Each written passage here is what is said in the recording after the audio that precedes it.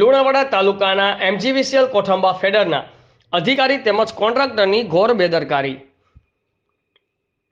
લુણાવાડા તાલુકાના ગામ સારોલી તળાવ ફળિયામાં આજ રોજ એમજીવીસીએલ કોઠંબા ફેડરના કોન્ટ્રાક્ટર તેમજ મજૂરો દ્વારા ખેડૂતના પશુપાલન માટે લીલા ચારાનું કચરઘાણ ભારદાર વાહન ટ્રેક્ટર તેમજ વીજ થાંભલાના ઘસડવાથી નુકસાન થયું હતું. તેમજ ખેડૂત ભાઈઓને જાણ બહાર વીજ લાઈન નાખવાની શરૂઆત કરી દેવામાં આવી હતી. લીલા ચારા અને તૈયાર થયેલ બાજરીના પાકને નુકસાન થતું હોવાથી ખેડૂત ભાઈઓએ કામ બંધ કરવા વિનંતી કરી હતી, પરંતુ કોન્ટ્રાક્ટર કે મજૂરો દ્વારા કામ બંધ કરવામાં આવ્યું ન હતું.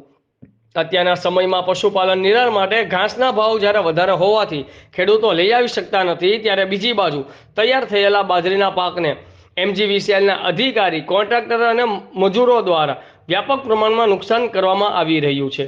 જ્યારે બીજી બાજુ વીજ લાઇન ખાલી ખેતરોમાં થઈને જાય તેવી શક્યતાઓ હતી, પરંતુ કોઠંબા ફેડરના અધિકારીઓ તેમજ કોન્ટ્રાક્ટરને ખેડૂત ભાઈઓને નુકસાની થાય કે તેમને ફાયદો થાય તે જોયા વગર તેનું પરિણામ ફક્ત ને ફક્ત ખેડૂતે જ ભોગવવાનો વારો આવી રહ્યો છે.